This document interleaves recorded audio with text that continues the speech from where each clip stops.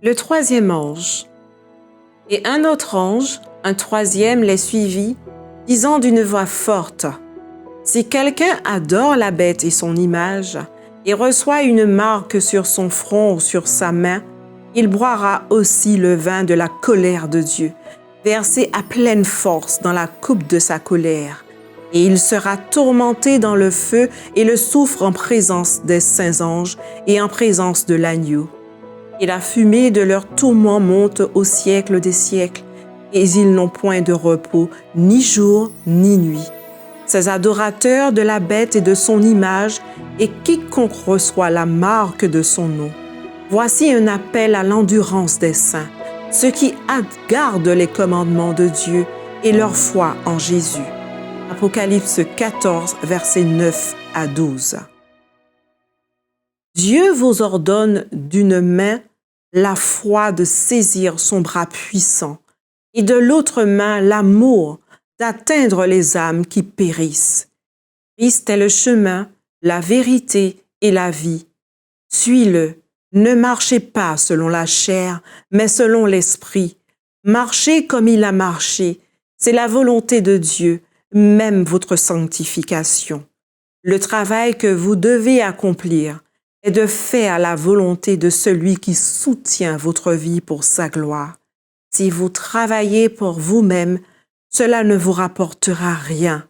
Travaillez pour le bien des autres, être moins soucieux de soi et plus sérieux pour tout consacrer à Dieu, sera acceptable pour lui et sera rendu par sa riche grâce. Témoignage volume 2, page 170.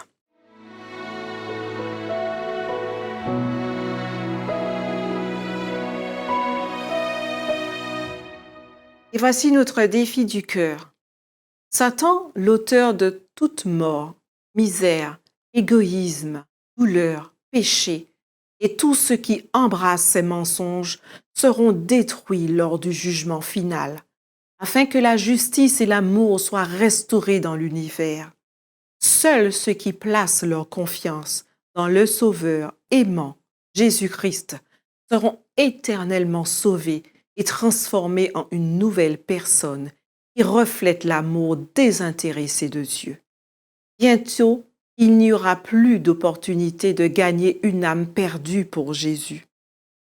Est-ce votre désir aujourd'hui de faire tout ce qui est en votre capacité pour atteindre ce monde perdu avec l'amour de Dieu et le témoignage de repentance du salut et de jugement?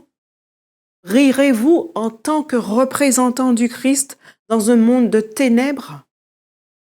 Allez-vous vous tenir debout, vivre, parler, prendre soin, bénir, aimer et embrasser votre identité prophétique en tant qu'adventiste du 7e jour? Et si vous n'êtes pas encore un adventiste du 7e jour, est-ce votre désir de rejoindre le mouvement de la fin des temps de Dieu, de suivre la parole de Dieu, d'être baptisé et de vous engager dans la mission spéciale de Jésus pour vous?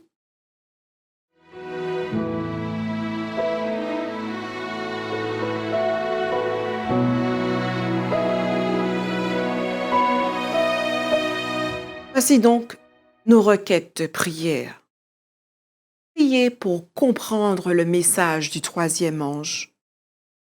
Priez pour avoir la force d'obéir à la parole de Dieu, quelle que soit la manière dont il vous guide. Et pour un cœur pour la mission et le ministère.